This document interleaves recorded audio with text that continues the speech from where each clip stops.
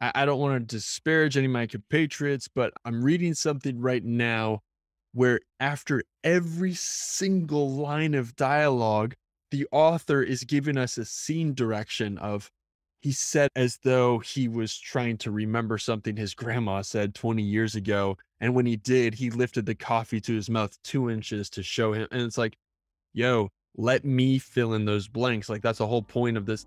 The dialogue is not to show the people talking. The dialogue is to tell us something about their character. Let us fill in the blanks. I don't know who said it, but somebody said that the reader is the most creative part of the writing process. Hi everyone, this is Ben Guest, and welcome to part 2 of my 4-part miniseries on how to plan, write, edit, and publish your book. My co-host for this miniseries is Greg Larson. Greg wrote a fantastic memoir called Clubby, and he's ghostwritten and edited over 80 books. In this episode, we talk the writing process, and we start with how writing is similar to stand-up comedy.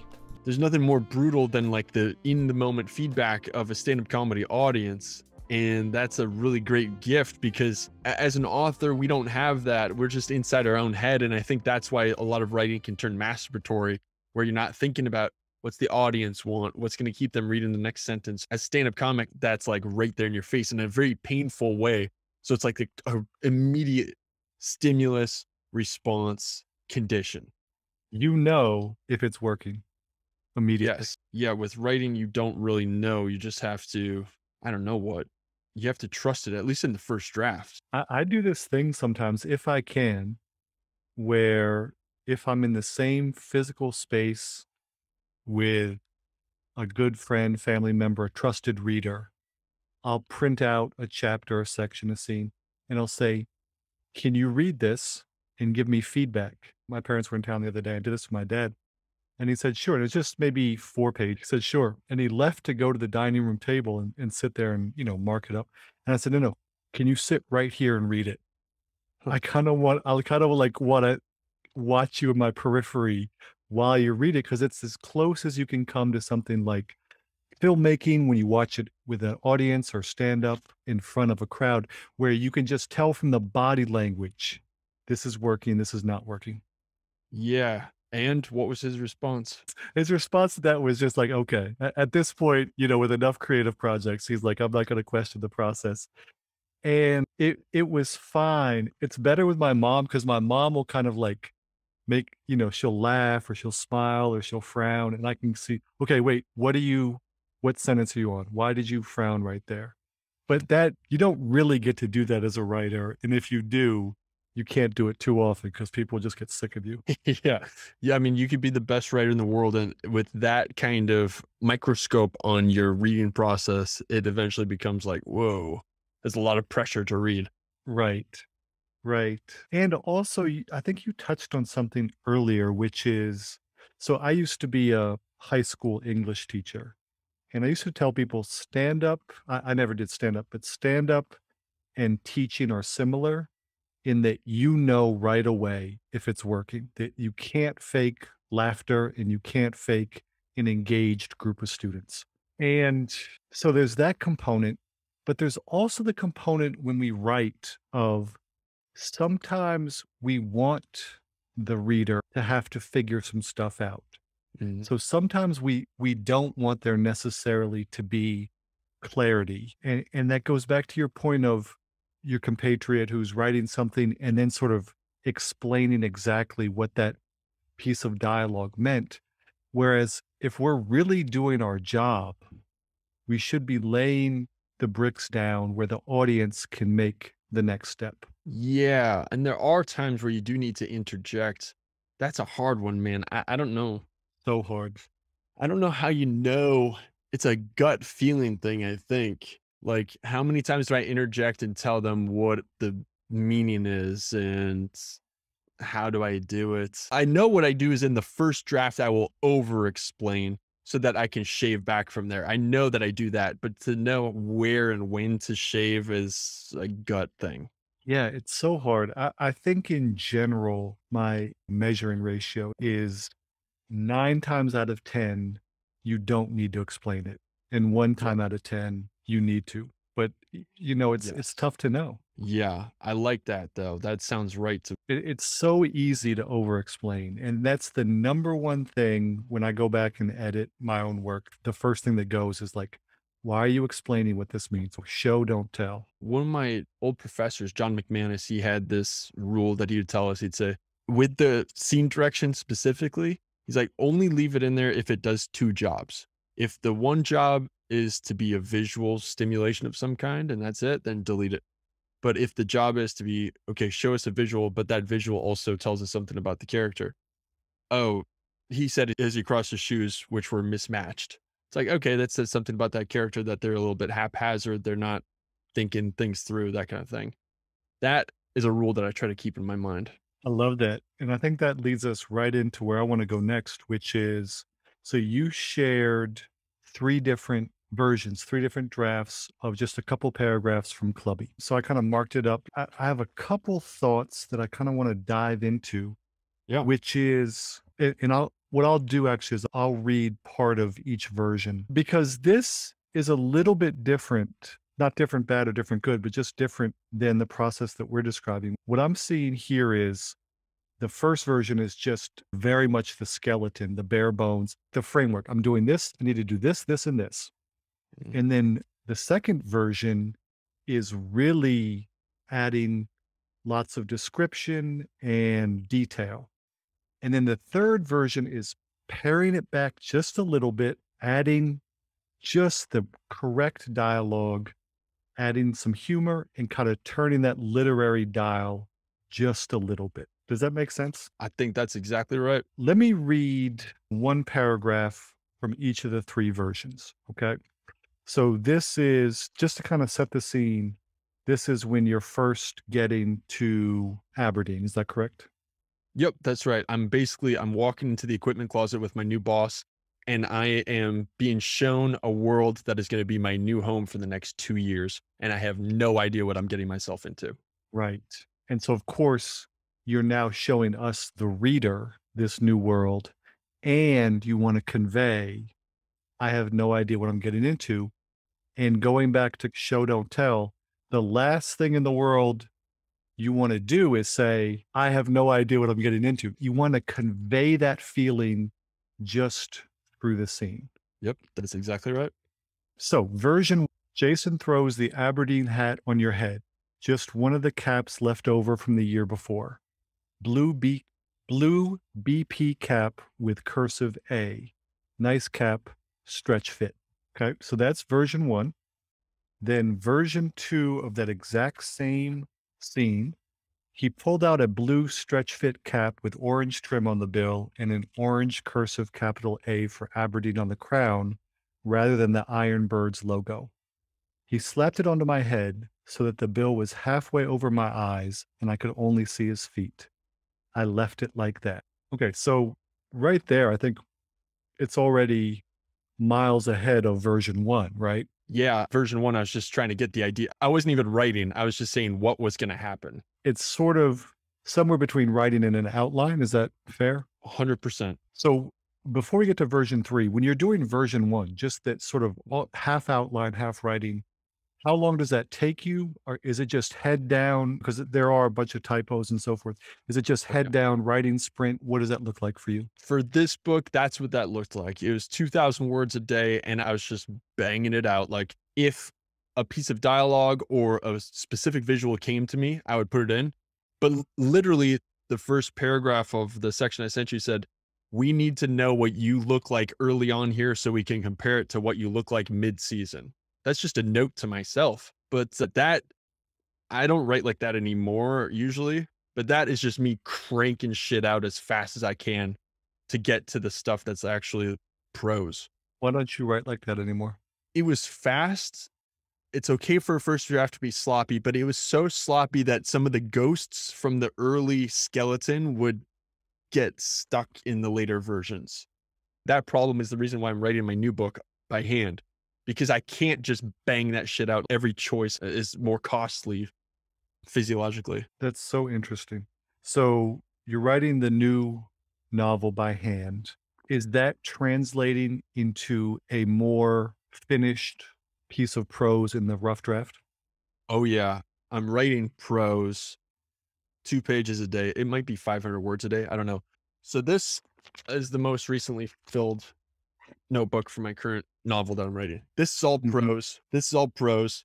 And I know that I can go into the back final pages, and on the last page, I have a header that says notes.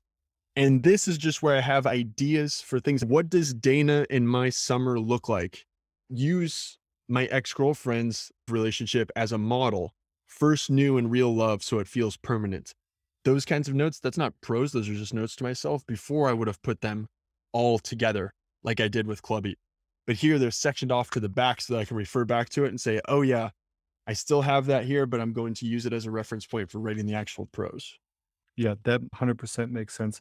And so, like you said, now the price to write those sentences is a little bit more just by virtue of doing it with pen to paper. So now, are you noticing your thinking is changing as you're writing the sentences? You're thinking in more complete sentences? Interesting. I think so. I find it's definitely the cleanest first draft I've ever written. It's still sloppy enough, but the sloppiness is in the organization and the structure as opposed to the sentences and the structure and the organization. But what I find is that I am sitting with the notepad open more often, looking around and thinking before writing and then going into a flow.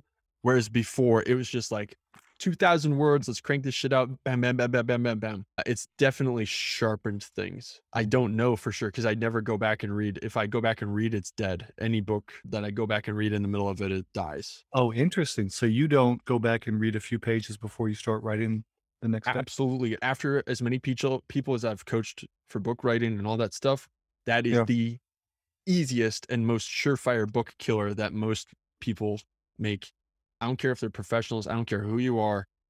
That's the best way to kill your book Tell us why. because you go back and you're face to face with the fact that you don't know what you're doing. The whole point of a first draft is to not know what the next step is. You're not going to know what the next step is until you finish the first draft. And if you go back too early, you're going to see how much you suck. And even if it's fantastic writing, you're going to get in your head about it and you're going to get stuck trying to perfect chapter 1 instead of actually writing chapter 2 and going forward. There's just too many pitfalls, man. And I see people fall into it all the time. Yeah. Another pitfall, I think, is so when it comes to creative projects, it's been my experience, and I've done film, and I've done writing projects. It's my experience that I may have mentioned this. There are two types of people: those who talk about their project, those who finish their project. And Amen. those who finish is a much smaller number than those who talk about it. So, where people can get caught up, and this ties into what you're saying, is doing work around the creative project, but not doing the actual work. So if I go back and I start with chapter 2 before I start reading chapter 4, I read all of chapter 2 and I start fixing stuff, I can sort of tell myself, okay, I'm working on my book today, but I ain't really working on my book today. That's exactly it. With the novel project, I was doing that exact same thing. I was like, I need to learn the perfect 3-act structure before I can start writing this book. And I need to read Joseph Campbell and I need to read McKee and I need to go through all these different craft things before I can write this. I was researching and I was studying, but it wasn't me putting pen to paper. Lately, I've been on a Twitter kick in terms of trying to increase the number of followers and post more helpful content. So what I've been doing is doing threads about self-publishing, threads about podcasting, threads about meditation, maybe 2 or 3 threads a week. And it's fun. There's sort of a video game aspect of leveling up, whether it's marketing or your followers or your engagements and so forth. I always save it for the afternoon. And I think you told me this, you do all your promo stuff in the afternoon because it's not the work. It's around the work, but it's not the work. And it's really easy to get sucked into that stuff because it doesn't require you at your peak creative powers, which for me is first thing in the morning. Same, to the point where since we talked the first time, I've done 0. I'm just completely focused on this novel. I think with most creative projects, but especially with writing, it's this weird thing of it's important, I think, that we go out and live in the world and Yeah. experience the world. And we're going to take that experience, like, you know, we talked about your book last time, the book you're writing now, and that sort of stems from a very intense experience with you and your ex-girlfriend or the person you were seeing. Yeah. And so we have to go out and live in the world to sort of Yeah. build up some experiences that we can then isolate and be in our solitude and process and write. And so it's this weird thing of, I think if we stay in our room too much, that can be just as seductive as social media, to stay and just write and refine and write and refine. But we have to go out and experience the world, because that's going to be the basis of the next project. Totally agree, dude. Some author said that he's either writing or doing something worth writing about. Mm. I get what he's getting at. Yeah. So I do something a little bit different than what you were saying as far as never going back and checking. Usually, what I do, so the big project I'm working on right now is co-writing a retired NBA player's autobiography. And it's been a great process so far. He played 15 years in the league and won 3 championships with the Bulls in the 90s, but he's not a household name. The book is really about the trauma of a terribly abusive childhood and overcoming that. And so I think a book you're probably familiar with, David Goggins' Can't Hurt Me. It's sort of in the vein of that. So what I do before I start writing, I might go back, and there's a couple different books. There's the Goggins book. There's Open by Andre Agassi, which is, for most people's money, the best sports memoir that's been written. Maybe one or two other things that are around the voice and around the style of what we're trying to do. So I'll do that, and then I'll go back to the previous chapter, the previous few pages, just to get myself back in that flow, that voice, before I start writing the new thing. Does that make sense? It does. Like, you're preparing yourself for the new day of writing. Yes. Yeah. Interesting. But you don't actually go back and edit. It sounds kind of like what you're doing is, each morning I'm getting up and I'm jumping in the deep end of the pool. And Yeah. I'm kind of like wading in from the shallow end to reacquaint myself to the authorial voice so that it's consistent. That makes a lot of sense. I've actually been thinking about that lately, like how much the specific day influences the content that I'm writing. I'm like, wow, if I'd written the same scene a different day, would it be different, just because I'm coming to it with whatever random energy I'm bringing to that day of the Right. desk. I'm curious to see, without that sort of consistency, how inconsistent the tone is, and whether or not that's interesting or confusing for the reader. And that first reader is going to be me, inevitably. Right. The other thing I have to be really careful about is what I'm reading, because you can almost Yes. unconsciously start to imitate that style. Right now, I'm reading some Nietzsche, and I think that's far enough for me that I think it won't influence anything. So, I love it. Little Nietzsche, little Danielle Steele. yeah, right. The other thing is, because you're writing by hand, are you working on any other writing projects? No, I'm doing some book coaching, but that's just like emotional coaching. Right. So I imagine, given that you're not trying to write in someone else's voice and that you're writing every day, you probably are being consistent in terms of tone and voice. That's true. I'm pretty deep into my own voice right now, more than I have been in a long time, I'd say. Maybe ever, but definitely in a long time. Okay, so let's go back to these 3 versions. Yep. So I read version 2. I'm going to read version 2 again before I read the final Sure. version.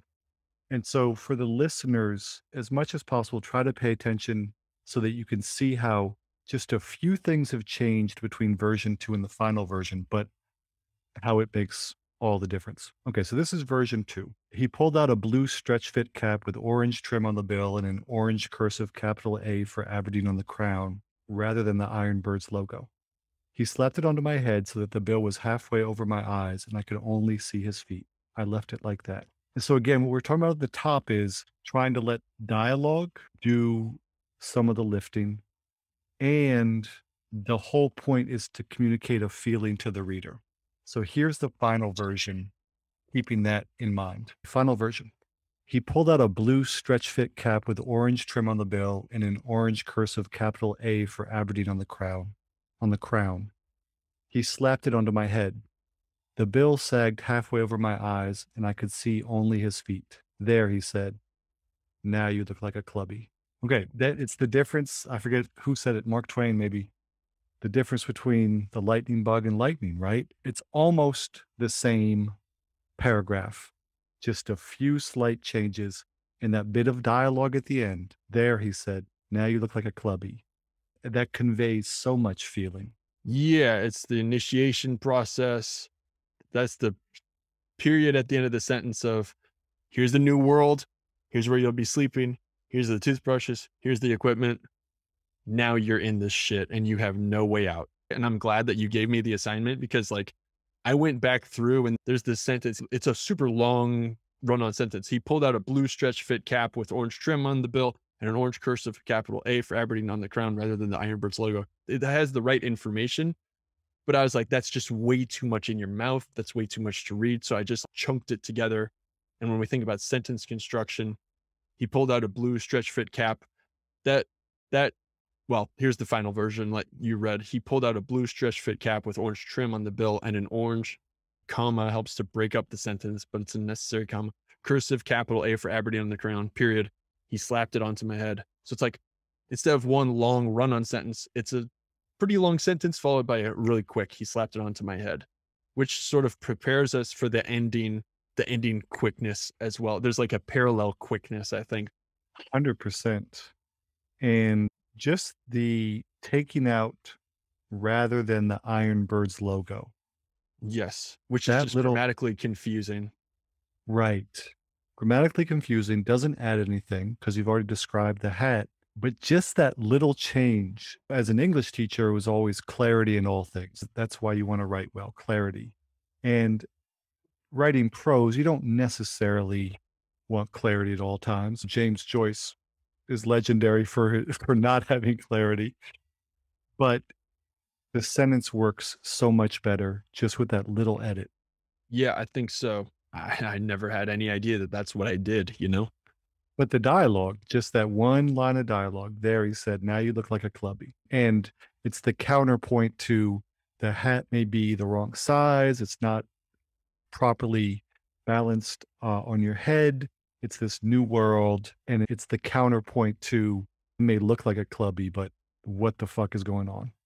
Adding that piece of dialogue, what do you remember about doing that? The thing with nonfiction, I'm never inventing things. That conversation is in there in my memory. I was tweaking like little pieces of dialogue to make it, because if I write exactly how people talk, it's just garbled up. So in my memory, there's just this fragment of him saying that I look like a clubby after he like slapped the cap onto my head. And I didn't even think about it as being significant. I just threw it in there because it's something that I remembered. And putting it at the end seemed right at the time. It was one of those instinct choices where I was thinking, I didn't know all of this stuff that we just talked about. I didn't know what it symbolized or anything like that. It just felt right. And that's so much of what I did. Like even in the later drafts of this book and probably in the later drafts of every book, it's just following that gut instinct. Yeah, I think one of the key techniques to conveying a feeling, to conveying an emotion is juxtaposition, right? Is that Yeah. counterpoint. And so a lot of times when it comes to literary nonfiction, to memoir, I think one, it's so helpful to, if you have a journal you can refer to, or Oh yeah. you mentioned having videos and photos, all that stuff is so helpful. But then the job, once you get the scenes out, is rearranging one scene to juxtapose with the next scene, Yes. or a piece of dialogue to juxtapose with what's happening. Or a lot of times what I'll find myself doing is going back and figuring out, okay, this was June of 2015. What were the top songs? Is there a snippet of this song that I was listening to at the time or that was popular at the time that can be a nice counterpoint to what's happening in the scene? So just like in film, the sort of the core skill of filmmaking is the edit, where you're literally juxtaposing one image to the next. I think that's a great technique that you use to good effect here of juxtaposing what's happening with a line of dialogue. Yeah. I had never even thought about it that concretely, but you're right. I was trying to, especially in this book, I might have even gone too far with that as far as, yeah, the juxtaposition between what I expected that world to be like and what it was actually like. It got to the point where it might have been a little bit too melancholy because the what I expected to be like was this beautiful, pristine world of baseball, and then was something much seedier than that. I think I went too far with that. Why do you think you went too far? Some of it is from reader feedback, but more than anything, when I go back and read it, I'm like, okay, I get what I was trying to do. I was like trying to be too consistent, as in, I was trying to not get off of message. And I was like, okay, the message is disillusionment. And if I want to get the message of disillusionment across, I need to constantly have that juxtaposition between what I dreamt of as a kid and what I actually got as an adult. And I just did it way too much. And I don't think that's honest to what life is like. It's too much gray to be that one dimensional. I think that's such a great point. I remember my favorite high school English teacher. After I became a teacher, I went back and took him out to dinner and we just talked teaching. And he said something to the effect of, after about 5 years, you're going to look up and be like, holy shit, there are kids out there. Like for the first 5 years of teaching, you're just so locked into what I'm doing, what I'm saying, what's on the board, right? And then, but it was great because he broke it down. He's like, then 5 years after that, you're going to do this. And then 5 years after that, you're going to do this. And you're just sort of breaking down in 5 year stages the progress you make as a teacher. And I think when we're relatively early on in our writing journey, you kind of referenced some of the storytelling gurus and books, we become so focused on linear progress of characters. And if we're writing memoir, usually the main character is ourselves. There needs to be kind of a clear A to B, B to C, C to D character arc. And of course, real life is really fucking messy and people act in contradictory ways all the time and they progress and they regress and so on and so forth. It's not really true to life to have one sort of tone to your character arc. And we should celebrate the messiness, and a good storyteller, a good writer can make that whole messiness cohere. Dude, totally agree. To make that messiness coherent in some way is hard because there has to be a reason. In my book that I'm writing right now, I'm like, oh, this character is the bad guy. Therefore, what? I can't empathize them with at any point. This mother character, this kind of the bad guy. And my goal is to make her as empathetic as possible. I want the reader to identify with her maybe more than they identify with the protagonist. And it's really fucking hard. And I don't know if there's a formula for it, but I'm just trying my best. When it comes to protagonist and antagonist, I think the best stories are when you're almost equally invested in rooting for both characters. Yeah. I mean, it sounds cheesy, but Thanos in the Avengers, I mean, you look at him, you're like, yeah, you know, he makes some good points. I kind of like him. The fourth Avengers was Endgame. So the third one, Infinity War. And I remember reading an interview with the writers, Marcus and McFeely, and they're saying at a certain point, as we're breaking the story, we realize Thanos is the protagonist of Infinity War, and the Avengers are the antagonists. They're trying to stop this character who has an active goal. That makes sense. I'm trying to think of another example. So the movie Heat with Al Pacino and Robert De Niro. Both characters are fully fleshed out to the extent that even though they're on a collision course, when you're with Al Pacino's character, you want him to win. And when you're with Robert De Niro's character, you want him to win. And then, of course, ultimately they're going to collide. Another great one is Hans Gruber in Die Hard. That's another example of he's the protagonist. He's the one actively pursuing a goal. And Bruce Willis is mucking things up. Bruce Willis is the antagonist of that movie, although he's the hero, of course. Yeah, with the actual writing of the first draft, it's weightlifting. It's like just showing up, putting in the reps, and just like pounding something out. I don't care if it's really smooth or it's like what I do with the skeleton first drafts. That can be done by anyone who can hit a keyboard or who can write. A finished book is better than 99.9% of every book that's ever been conceived, right? So But with that can be done by anyone, but editing, I don't know, man. It's a certain alchemy to it, and I have no idea. We're gonna shift into the editing part of the process, and I have no idea if I'm gonna have any sort of insightful wisdom to share with you, but I am here for it. Well, let's just talk process. One of my favorite quotes is, I think it was Picasso, who said, when critics get together, they talk meaning. When painters get together, they talk brushes. That's the end of part 2. Next week is editing. If you found this helpful, please subscribe to my Substack. Totally free, weekly podcasts and newsletter posts with content just like this one. It's at benbo.substack.com. benbo.substack.com. Benbo is my family nickname, so benbo.substack.com. Thank you so much. Have a great day.